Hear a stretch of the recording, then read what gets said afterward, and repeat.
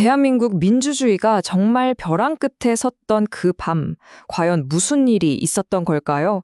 오늘 이 분석에서는요, 바로 그 긴박했던 순간 속으로 여러분과 함께 들어가 보려고 합니다. 이거 무슨 영화 대사 같죠? 근데 아닙니다. 이게 바로 그날 밤에 정치인들을 상대로 실행될 뻔했다고 알려진 그 계획의 일부라고 해요. 정말 이 끔찍한 문구 하나만 봐도요, 당시 상황이 얼마나 심각했는지 감이 오시죠? 아니, 어떻게 이런 끔찍한 계획이 만들어질 수 있었을까요? 그 근본적인 원인을 알려면 시간을 좀 거슬러 올라가야 합니다. 자, 위기가 시작된 바로 그 지점으로 한번 돌아가 보죠. 자, 그럼 먼저 이 소름 끼치는 계획, 그 세부 내용부터 한번 들여다볼게요. 이게 단순히 반대 세력을 그냥 억누르는 수준이 아니었어요. 거의 인간성 자체를 파괴하려고 했던 아주 구체적인 내용들이 담겨 있습니다. 여기 보이는 자백 유도제. 이게 그냥 단순히 정보를 좀 얻어내려는 그런 약물이 아니더라고요. 문건을 보니까 사람한테 극심한 고문을 해서 정신을 완전히 무너뜨려요. 그 다음에 주사나 흡입 방식으로 약물을 써서 아예 저항 자체를 못하게 만들겠다. 이런 거였어요. 정말 너무 치밀하고 잔인한 계획이죠. 자, 그럼 이제 계엄령이 선포됐던 바로 그날 밤으로 가보겠습니다. 이때 대한민국에서는요, 말하자면 두 개의 다른 싸움이 동시에 벌어지고 있었어요. 하나는 권력의 심장부, 바로 국회였고요. 또 다른 하나는 경찰 조사실이었습니다.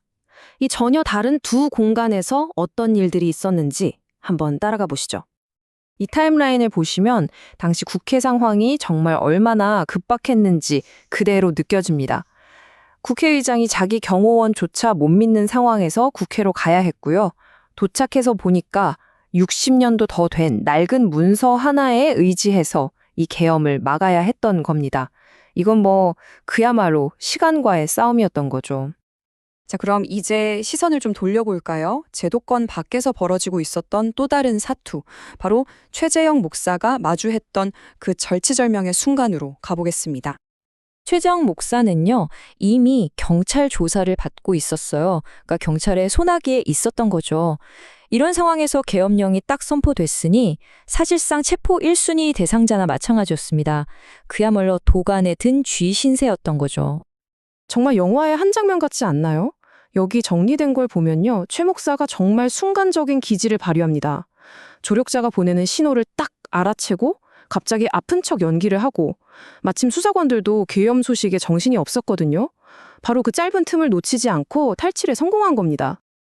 이게 바로 당시 상황의 양면을 아주 잘 보여주는 거죠. 한쪽에서는 국회의장이 제도를 지키려고 법과 절차 안에서 싸우고 있었어요. 그런데 다른 한쪽에서는 한 시민이 자기 목숨을 걸고 생존을 위해 필사적으로 도망쳤습니다. 결국 민주주의를 지키기 위한 싸움이라는 게 이렇게 공식적인 무대에서도 또 보이지 않는 현장에서도 동시에 벌어지고 있었던 겁니다. 일단 급한 불은 껐습니다. 하지만 이야기는 여기서 끝나지 않아요. 이 계엄령 사태를 조사하다 보니까 그 뒤에 숨어있던 또 다른 미스터리들이 하나 둘씩 수면 위로 떠오르기 시작합니다. 조사를 하면 할수록 의문은 꼬리에 꼬리를 물고 나옵니다. 예를 들면 논란의 중심이었던 그 디오르백, 대체 어디로 사라졌을까요? 또 대통령 선물로 가득 찼다는 그 컨테이너는 또 어디에 있는 걸까요?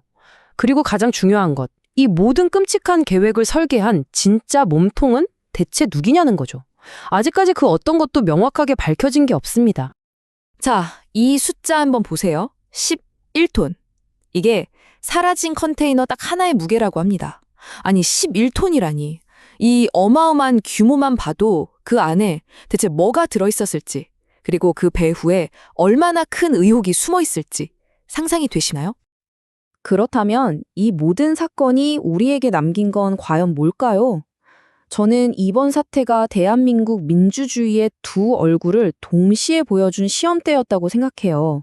얼마나 강한 회복력을 가졌는지, 그리고 동시에 또 얼마나 쉽게 흔들릴 수 있는지 말이죠.